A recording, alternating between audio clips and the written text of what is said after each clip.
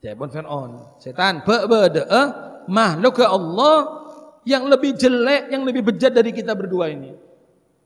Artinya Fir'aun ini kan ngaku bahwa dirinya bejat itu ngaku. Yang pertama, man lam yakun hafidun ala amalih, barang siapa yang dia tidak pandai menjaga amalnya, mimma yufsiduhu, dari hal-hal yang dapat merusak amal tersebut, lam yanju minar riya, maka dia tidak akan selamat dari riya. Nah, apa riya itu? Pamer, menunjukkan amalnya, menunjukkan ibadahnya untuk dipuji oleh orang lain. Itu namanya riya. Orang kalau hasud sama orang itu berarti tidak meyakini takdirnya Allah. Allah yang membagi rizki, Allah yang membagi ilmu, Allah siatu rezeki seterusnya. Terus kita tidak mau nerima kan?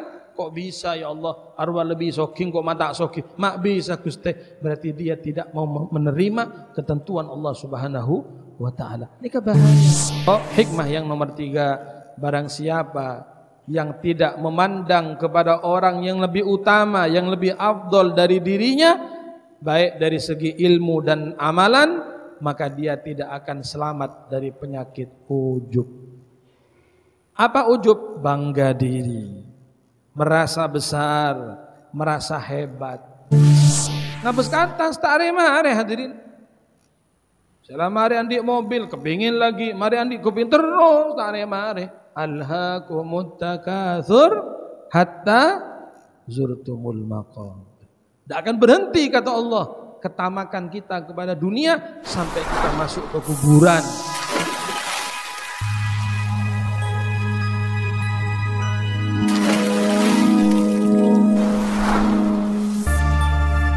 Assalamualaikum warahmatullahi wabarakatuh. Faya ayyuhal hadirun wal hadirat rahimakumullah. Alhamdulillah, kita bersyukur kepada Allah Subhanahu wa taala pada pagi yang mulia ini kita dikumpulkan oleh Allah di tempat yang paling mulia, yaitu Masjid Bait min Buyutillah, salah satu rumah dari rumah Allah. Bahkan masjid adalah tempat yang paling mulia yang ada di muka bumi ini. Mudah-mudahan Allah Subhanahu wa taala memberikan istiqomah kepada kita. Mudah-mudahan apa yang kita pelajari, apa yang kita dapatkan selama ini menjadi ilmu yang manfaat, ilmu yang barokah. Amin ya rabbal alamin. Hadirin wal hadirat yang dirahmati Allah, salah seorang ulama ahli hikmah menyampaikan 3 hikmah.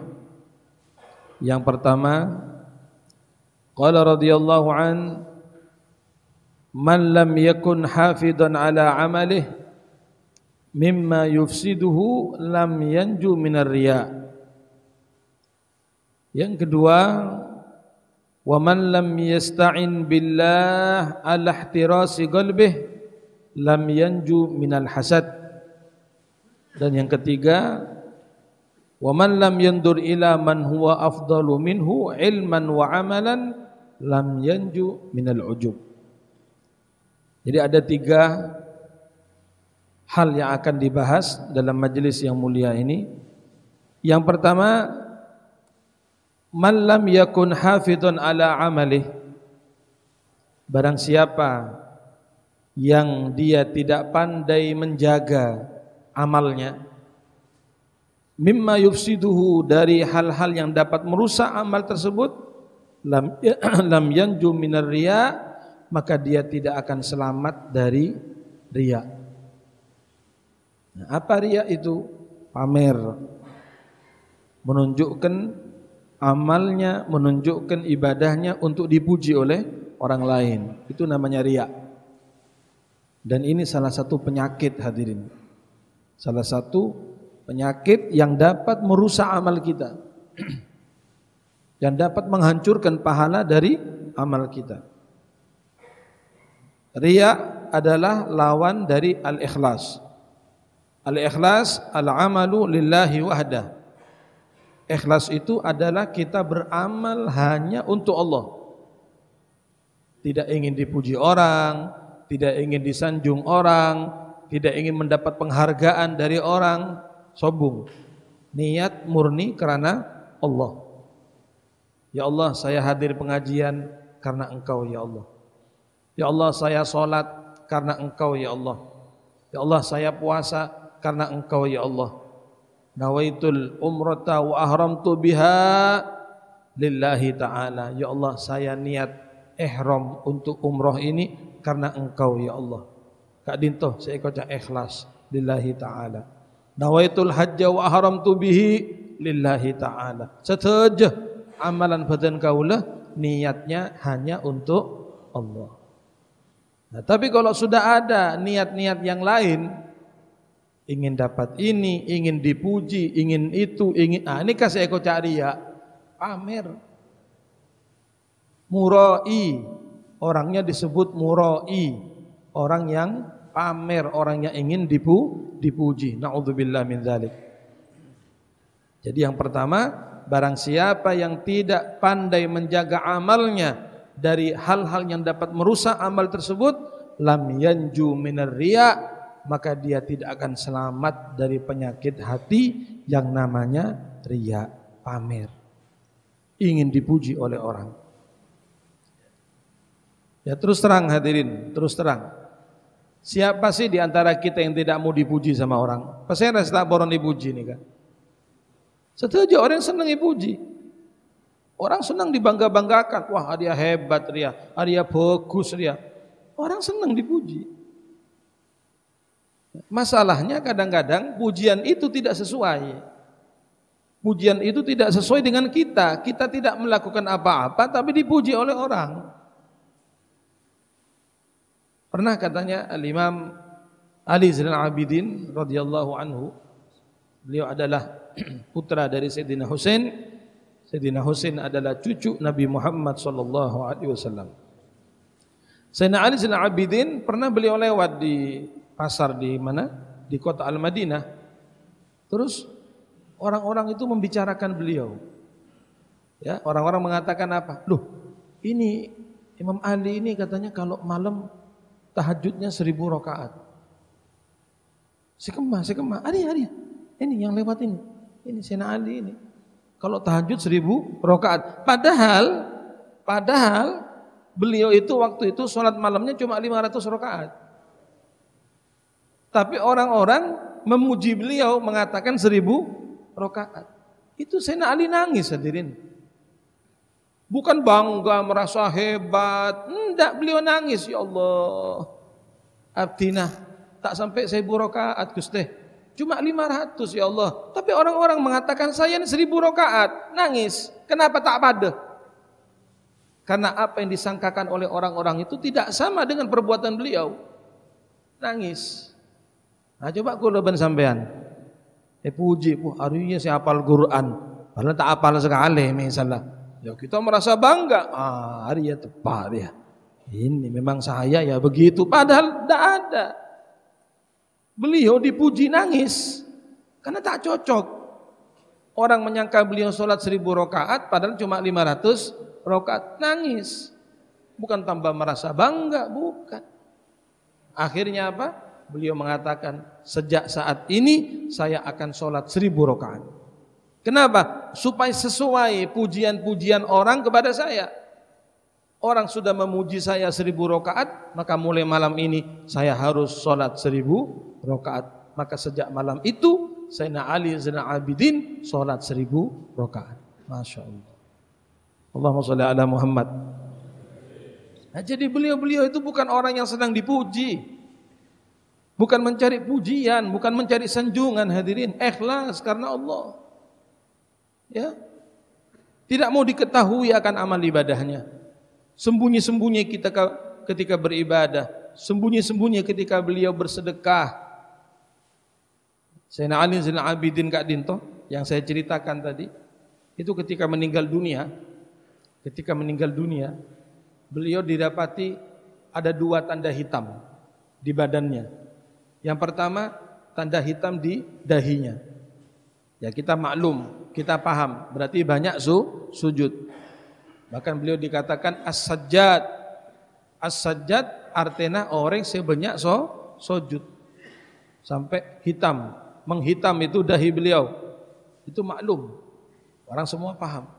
Tapi yang aneh, Sayyidina Ali Zainal Abidin itu punggungnya juga hitam. Punggungnya ini ada bekas hitam. Ini orang yang heran. Jadi waktu jenazahnya dimandikan, kok dilihat ada hitam. Di punggung ini hitam. Maka mereka bingung, apa ya? Kenapa ini kok ada tanda hitam di belakang ini? Bekas hitam. Akhirnya ditanyakan kepada keluarganya. Yang tahu hanya keluarganya. Yang tahu hanya keluarganya. Apa kata keluarganya? Kalian tahu, Sayyidina Ali Zainal Abidin ini setiap malam beliau keluar untuk membawa sendiri gandum, kurma, menjapon yang jebah, itu guluk yang kok tibi diangkat dengan punggungnya, beliau keliling kota Madinah setiap malam, tengah malam. Ada seoning. Yang tahu hanya keluarganya. Beliau membagikan gandum kepada orang-orang miskin. Isaba ya dan Romana. Karena dikasih uang. Terus keliling. Satu malam, besok begitu lagi, besok begitu lagi. Akhirnya dihitung katanya kurang lebih 200 rumah yang beliau kirim tiap malam, gandum, kurma, makanan, hampir 200 rumah. Masya Allah. Ini kasobung seoning, Pak. Jadi mereka ini orang-orang Madinah buka pintu, sudah ada gandum buat dimasak. Gimana makin beras. Karena zaman dulu kan tidak ada beras, adanya gandum. Nah, jadi gandum itu seperti beras. Mereka buka pintu, alhamdulillah, bada beras, bada kurma, bada pesena. Lah mereka tidak tahu siapa yang ngasih, tidak tahu mereka, tidak tahu. Tahunya kapan? Tahunya adalah ketika meninggalnya Sayyidina Ali Zainal Abidin. Ketika beliau meninggal dunia, tidak ada lagi itu gandum-gandum yang disebarkan. Artinya mereka baru tahu, oh kalau begitu selama ini yang memberi kita adalah Sayyidina Ali Zainal Abidin. Sobong seoning, tidak ada yang tahu. Ikhlas. Bukan mau pamer, apalagi kita kadang paling beri perak berempat, foto, video, di-share di grup, di-share di medsosnya. Untuk apa? Mendapat pujian, mendapat sanjungan. Masya Allah ruah, Masya Allah ruah. Itu kemarin ke panti asuhan, mana ini fotonya? Ini videonya. Tak perlu hadirin. Kadang di depan Ka'bah video. Masya Allah, terutama orang Indonesia ini. Napas tak video, kabeh video, kabeh foto. Di depan makam Nabi, tak amat tua. Nak salam, sibuk foto, video, ekerem. Subhanallah. Kadang-kadang waktu tawaf umroh, foto, video. Sampai akhirnya berpaling bagian kirinya dari Ka'bah Al-Musyarrafah. Kan tak sah di umrohnya. Harus Ka'bah sebelah kiri. Nah, kalau kita sibuk dengan selfie, sibuk dengan video, pas mencelek, mereng, tak sah tawafnya, harus kembali lagi ke tempat itu melanjutkan. Nah ini yang banyak orang tidak paham hadirin. Nanti, betul ulama Nabi bawa jamaah, saya bilang apa? Nanti kalau mau foto-foto nanti selesai umroh kabi, foto terserah. Jangan ketika tawaf sibuk foto, sibuk selfie. Nanti saya bilang Bapak Ibu nanti selesaikan dulu tawaf ini. Ayo setelah tawaf kita pergi ke belakang makom Ibrahim, solat sunnat tawaf. Nah mari nikah foto terserah. Tapi waktu kita kelakuan tawaf cak foto, cak selfie. Takut apa? Takut berpaling. Harus pundak kiri menghadap kiblat, harus terus Ka'bah. Tak oleh mereng, tak oleh, tak sah. Nah, nikah. Jadi memang sering seperti itu. Nah, sudahlah niatkan untuk Allah. Orang tidak tahu kalau saya umroh, tak apa-apa. Orang tidak tahu kalau kita sedekah, tak apa-apa. Orang tidak tahu kalau saya ini bangun masjid, tak masalah, biarkan, tak masalah. Ya, kita sama Allah. Kita sama Allah yang tahu saja. Ya ayyuhalladzina amanu la tubtilu shadaqatikum bil manni wal adza. Kata Allah Ta'ala dalam Al-Quran, wahai orang-orang yang beriman, kalian jangan menghabiskan pahala sedekah kalian dengan ungkit-ungkit. Cerita sampai naoning ki masjid engki bawa mana ada gula kita teti masjid bah. Ada gula kita mare. Sampai naoning masjid saya pondok sebedaya engki bawa mendadak gula tak teti pondok lah. Jak gula si kiai nentar kecompok gula bento. Sana apa? Semen. Sana apa? Satrek. Punten sabecak jan. Semen sabecak cek sombong ah. Pamer ria. Masya Allah. Anehkah? Satu. Orang tak bisa aja ke amal lah, pasti pamer, pasti ria. Na'udzubillah min dzalik. Saya nomor 2. Hikmah yang nomor 2. Wa man lam yasta'in billah, dan barang siapa yang tidak meminta pertolongan kepada Allah, alahtirasi qalbih lam yanju minal hasad. Barang siapa yang tidak minta bantuan, yang tidak minta pertolongan dari Allah atas ihtiras gerakan hatinya, maka dia tidak akan selamat dari penyakit yang namanya hasud. Mangkana panjenengannya ndak Gusti Allah, atuh ada Gusti Allah. Jak sampai pada penyakit hasud di dalam hati Kak Dinto. Apa itu hasud? Apa itu iri? Al-hasad tamanni zawalin ni'am minal ghair. Cepan ulama, pengertian hasud itu adalah menginginkan agar nikmat yang ada pada orang lain itu hilang. Ini kasih kocak hasud. Iri, hasud ini iri. Dengkeh. Ya. Ingin apa? Dengki. Ingin supaya nikmat yang ada pada saudaranya hilang. Itu namanya hasud. Nah, sebab dak nikah pada Rabu beda seekocak ripto. Nikah beda. Kalau ripto itu kepingin seperti orang ini gitu loh. Itu namanya ripto. Ini salah. Oh beda nak kanak ki ngode umur 12 tahun, umur 15 tahun, apal Quran 30 juz. Nah kita ni yang sudah umur 40, umur 50, kan rasa malu. Kok lah umur 50, umur 40, masa pernah apal kulhu, inna a'tohina, wal asri, Arya umur 15, apal Quran 30 juz. Lah kita, kepingin seperti orang itu. Ini kasih ekocak riptoh. Itu namanya riptoh, terropada. Kepingin jadi seperti, ini kan namanya riptoh. Ini kata apa? Malah kita dianjurkan riptoh supaya menambah semangat. Thank you. Lihat ada orang kaya, dermawan, orang soki lampe, orang soki loman, suka bantu-bantu. Ini kan terroh, ya Allah, cek terona pada nak anurwah, ada apa? Soki loman. Ini kan, tidak apa-apa, itu namanya riptoh. Tapi saya kocak hasud, lain lagi. Hasud neka, kepingin agar nikmat yang ada pada orang itu dicabut. Itu namanya hasud. Dan biasanya hasud nikah yang satu profesi hadirin. Misalnya pedagang ya hasud pada dagangan. Kan tak nyambung, pedagang hasud sareng tukang becak, tak nyambung. Tidak ada koleksinya, tidak ada. Pedagang engki hasud sareng pedagang. Tukang tambal ban ya hasud dengan tukang tambal ban. Ustadz hasud pada ustadz lagi ya. Engki kiai, engki pada kiai. Umumnya begitu, yang satu profesi.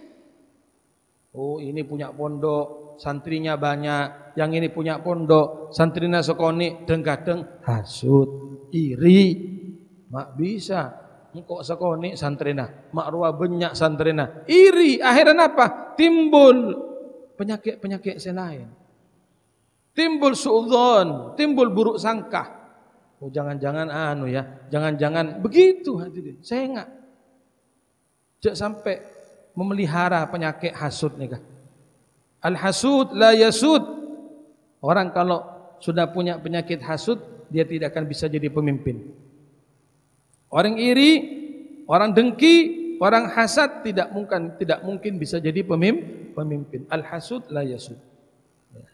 Nah, dan kita panjenengan yang dihasut tidak masalah. Kullu nikmatin mahsud katanya. Setiap nikmat itu pasti ada yang hasud. Kita apa? Panjenengan meleh mobil anyar pasti orang tak seneng nikah pasti. Panjenengan abangun Roma pasti baris tak seneng. Ayo bukti lagi sampean pasti. Kita begini ada orang yang tidak senang. Kita begini ada orang yang tidak senang. Tapi tidak masalah. Bagi kita tidak masalah. Tapi bagi orang yang hasud itu yang bermasalah. Bagi orang yang iri itu yang bermasalah. Na'udzubillah min dzalik. Innal hasada ya'kulul hasanat kama ta'kulun narul hatab. Na'udzubillah. Apa sabda Rasulullah? Penyakit hasud itu mampu untuk memakan semua pahala kebaikan kita sebagaimana api membakar kayu bakar. Tore, sampean berkumpul lagi kayu bakar sebanyak apapun, kalau sudah kena api, obus, habis. Sedikit demi sedikit, yober pak, yober, sampai tadi. Ya begitulah.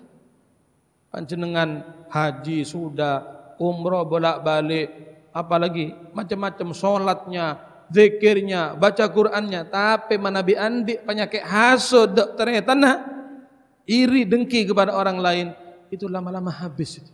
Hajina ada elang, umroh elang, pahalana setuju deki, rogi. Ngapain kita hasud? Biarkan aja. Oh saya punya adik lebih kaya dari saya, alhamdulillah tak apa-apa. Oh saya punya adik misalnya punya mobil beli baru, alhamdulillah. Pola bisa nginjem kan ndak nikah. Jangan tambah hasuti. Nanti adiknya parkir depan rumahnya ngamuk. Mobil siapa ya? Ngalih. Loh, mobil adik numpang sekejap, tak boron. Itu kan hasud, iri, dengki. Ya, tak bakal seneng. Oh, dina orang si andik penyakit hasud. Para rabuh, mereka pada setengah cerita. Dulu, ini cerita ini. Fir'aun nikah pernah ketamoyan setan. Fir'aun ketamoyan setan. Cocok lagi. Nah, pada setan nah. Fir'aun ngaku Tuhan, setan anaknya iblis diusir dari surga. Waktu setan ngetok pintu, cana Fir'aun, cepon Fir'aun, setan masuk masuk. Oh, mak tahu Fir'aun setan saya datang nih. Katanya setan, Fir'aun, kamu kok tahu kalau saya yang datang? Iya, bau cengah pada aja. Bau apa? Pada. Saya bisa mencium kehadiran kamu ini karena bau kita sama. Melakar orang menpada nikah pada, Pak. Orang nikah menpada ki pada. Pada saja ada pon. Setan ben Fir'aun pada bau cengah pada bau nah. Mana orang senang kumpul, senang orang tak soleh, ki pada pon nikah. Sampai bau nah nikah pada. Ya. Engkau paham. Apa? Bau na pada jan Fir'aun. Bau kita ini sama. Apun masuk setan. Begitu masuk omong-omongan. Jaipun Fir'aun, "Tan. Iya on. Kira-kira ya, bede makhluk Allah yang lebih bejat dari kita berdua ini." Ini kan pertanyaan nih kan. Jaipun Fir'aun, "Setan, bede makhluk Allah yang lebih jelek, yang lebih bejat dari kita berdua ini." Artinya Fir'aun kan ngaku bahwa dirinya bejat tuh ngaku. Jawabon setan, bodoh, ada. Bohongkuan, iya. Masa ada? Iya. Lebih jelek dari kita berdua? Iya. Aduh, siapa dia? Siapa setan? Setan dan cerita begini. Katanya setan, saya itu pernah datang ke satu kampung. Lalu saya nyamar jadi manusia. Engki Pak, setan ini kan bisa nyamar. Nyamar jadi manusia ini bisa setan. Bisa. Terus saya datang ke satu orang. Kenapa orang ini kok marah, emosi, ngamuk? Saya datang. Saya tanya, "Kenapa kamu kok marah-marah?" "Ini tetangga saya baru beli sapi satu.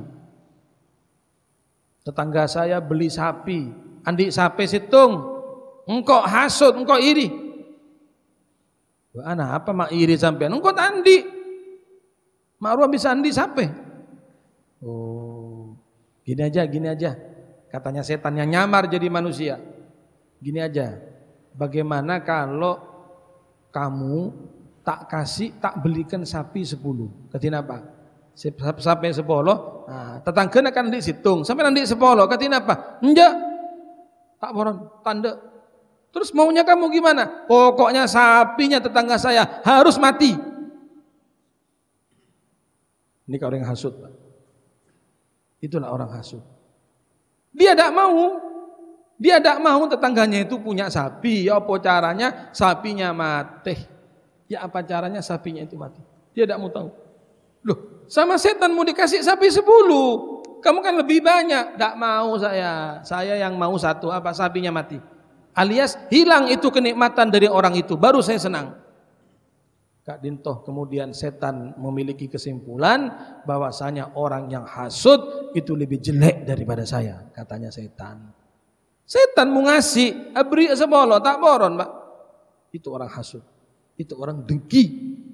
Ya, hati-hati. Buang penyakit itu kalau ada, mana bibada dalam hati, buang. Tidak usah hasud, ya Allah. Hasud apa sampean ini? Orang kalau hasud sama orang itu berarti tidak meyakini takdirnya Allah. Allah yang membagi rizki, Allah yang membagi ilmu, Allah siatu rezeki seterjana. Terus kita tidak mau nerima kan?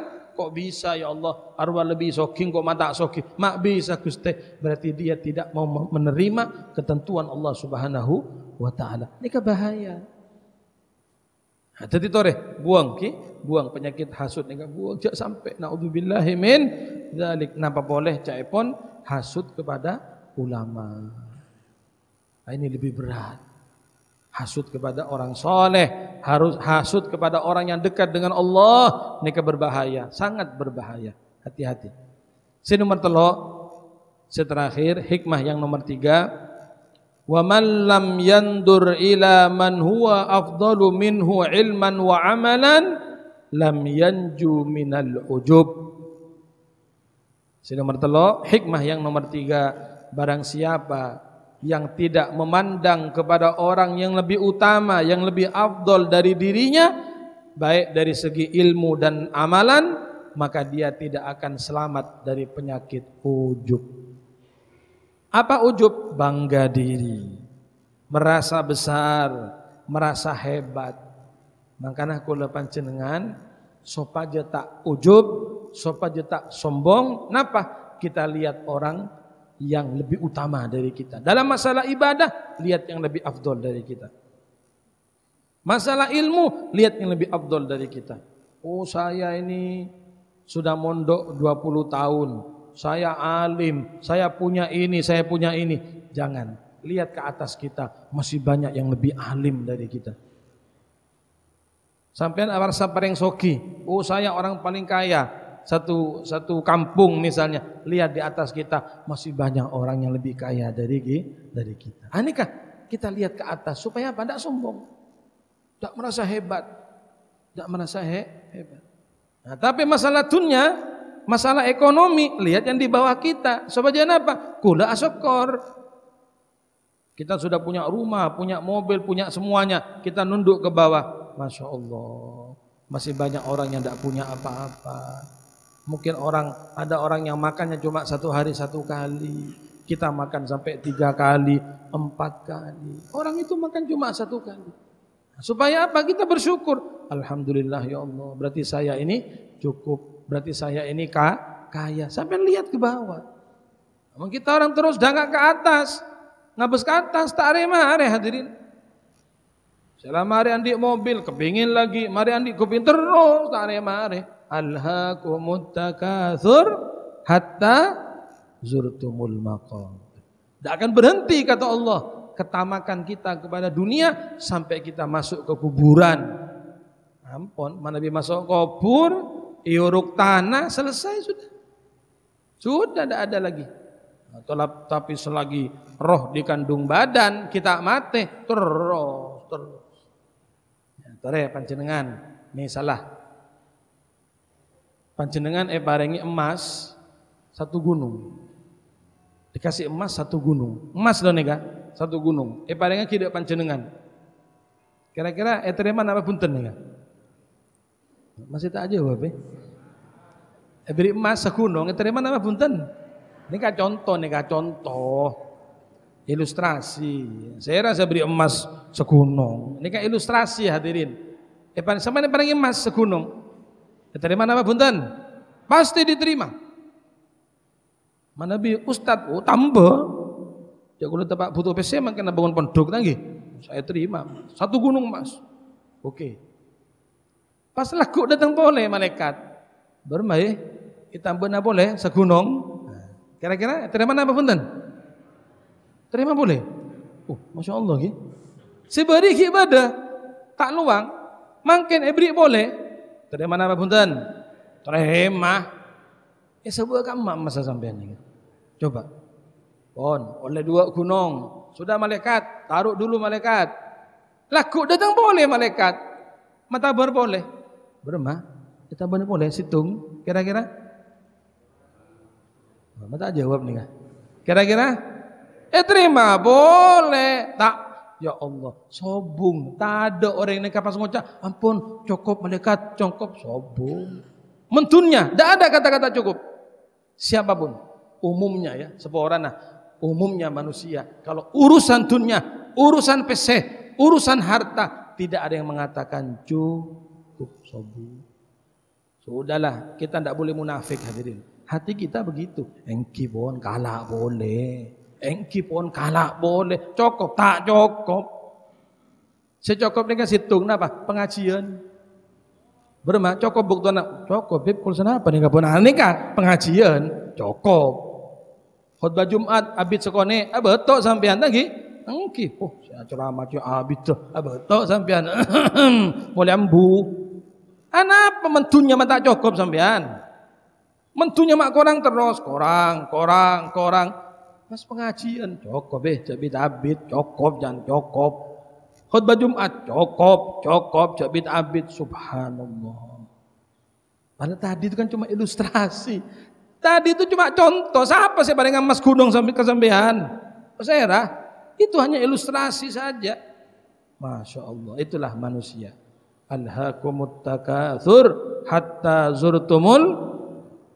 Makanya toreh para Rabu cek sampai betul kau lekak dintoh ujub, ya merasa bangga diri.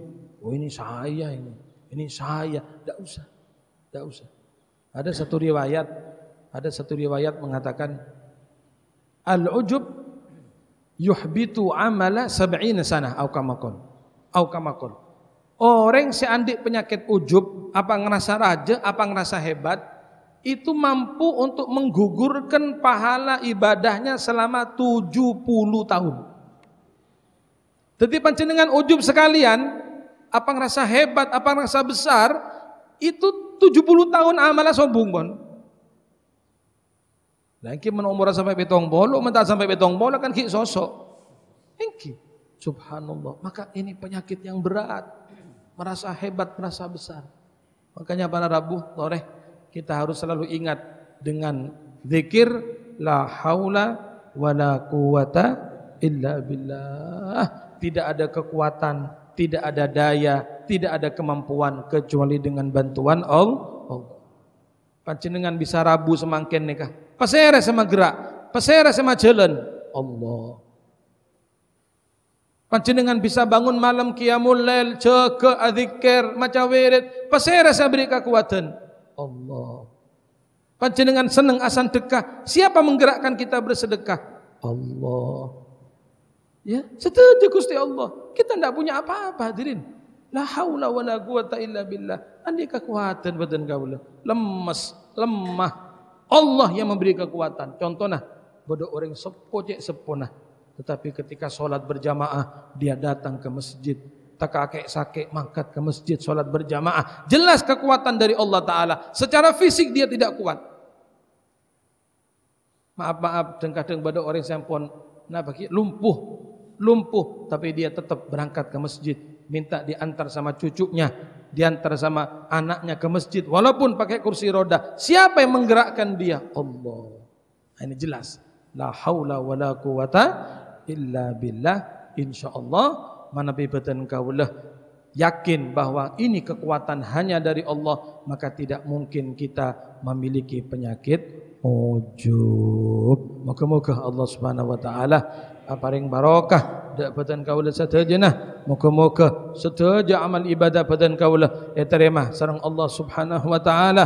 Mudah-mudahan Allah menjauhkan kita dari penyakit riya, Allah menjauhkan kita dari penyakit hasud, Allah menjauhkan kita dari penyakit ujub. Mudah-mudahan Allah Subhanahu wa taala membersihkan hati kita dari segala macam penyakit-penyakit hati.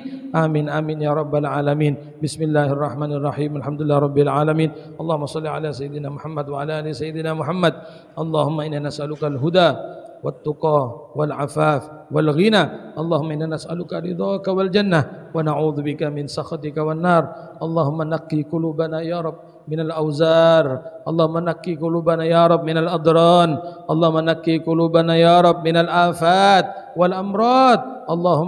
اللهم نقي قلوبنا من الرياء من الحسد من العجوب ومن جميع الأمراض القلبية يا أرحم الراحمين ويا أكرم الأكرمين. اللهم املأ في قلوبنا الره والريحان والفسحة والأمان والطمأنينة والسكينة. اللهم ربي وفقنا على ما يرضيك وارزقنا التقوى لئلا نعصيك. ربنا آتنا في الدنيا حسنة وفي الآخرة حسنة وقنا عذاب النار. وصلى الله على سيدنا محمد وعلى آله وصحبه وسلم والحمد لله رب العالمين. Sakak dinto dari badan kaula nyon seporah walafu minkum.